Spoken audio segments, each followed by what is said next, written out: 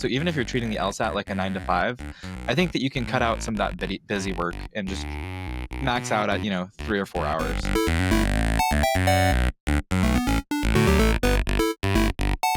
Hey, welcome back to r/LSAT thread of the week. In this segment, we take a thread from the r/LSAT subreddit, something that we find interesting and where we think there's some good advice, and we break it down a little bit just to see what advice we agree with, what advice we disagree with, and how we can offer something that will help you guys watching as you're preparing for the LSAT.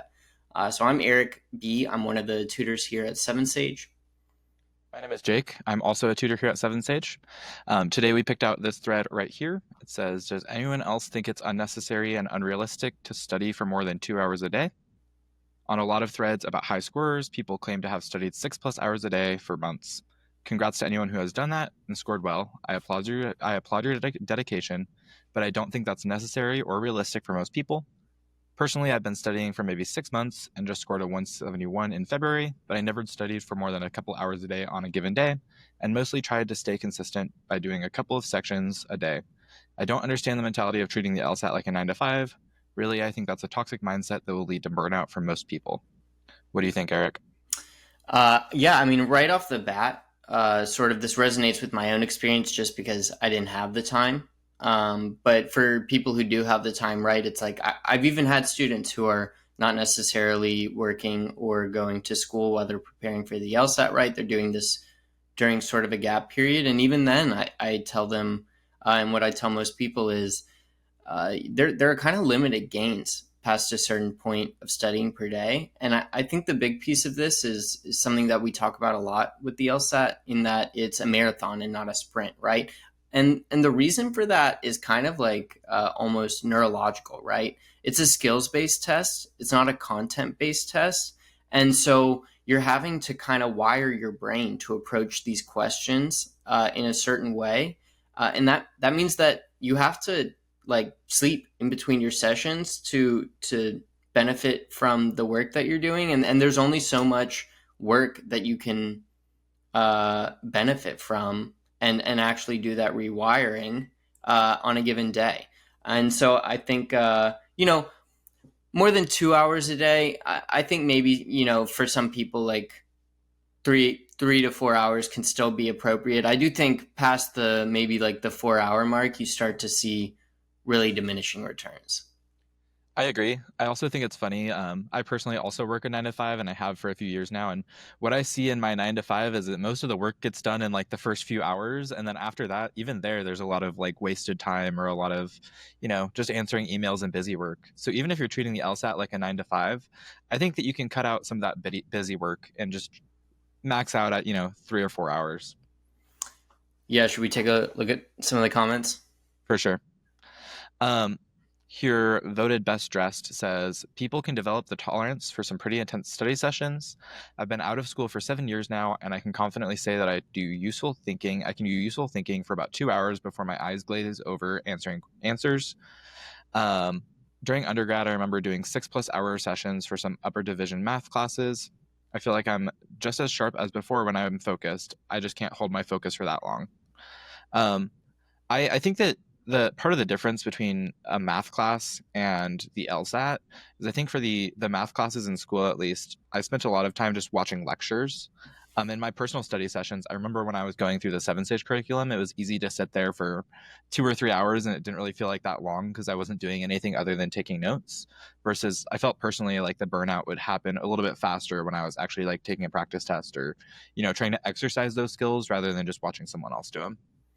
Yeah, I think if it's a question of burnout, then yeah, certainly some people will be able to tolerate those study sessions and not get burned out necessarily.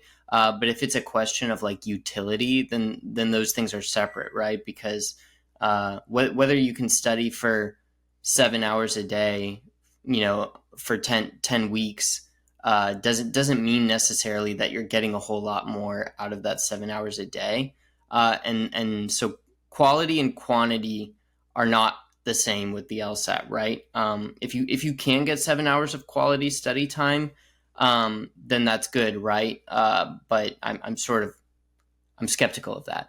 But yeah. Let's look at what we have next. Kate here says, when I studied for the LSAT, I studied 1 to 2 hours a day while in school with a part-time job, then 8 hours a day for 3 months during the summer with a part-time job. I think that the additional study time helped me progress more quickly, but I also felt like there were declining marginal returns to more and more studying per day.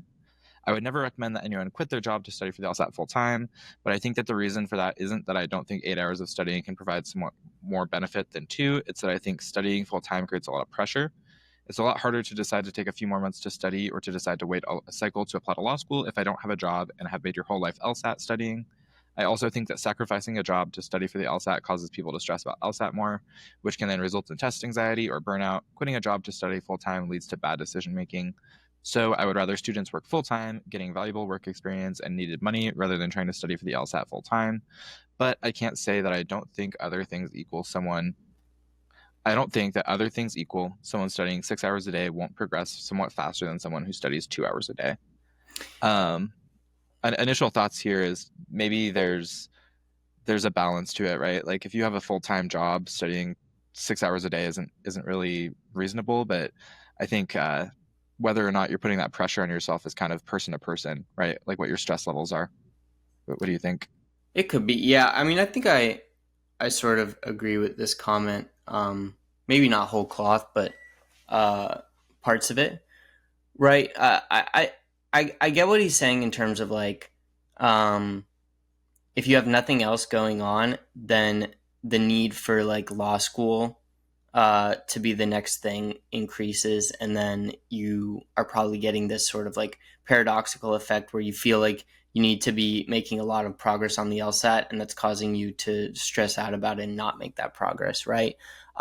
I would say I would go back to my point, and I don't know that Cade would necessarily disagree with this. We haven't spoken personally, but my question is not so much like, oh, can someone who studies 6 hours a day uh, progress faster than someone who studies 2 hours a day? It's a question for me of whether it amounts to 3 times more progress, right? Because that should sort of be what you ought to expect at a baseline, and I just think that probably you're going to see significantly diminishing marginal returns after that 4 hour mark, right?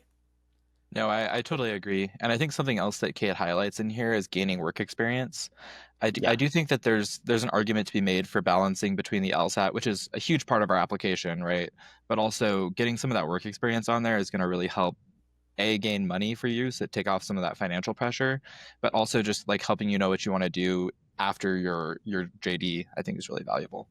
Yeah, studying for the LSAT goes on your application, but it can't go on your application on the resume portion, right? So, Right, like an empty resume with a 180 might not be the same as like a 178 with like a lot of work experience. right.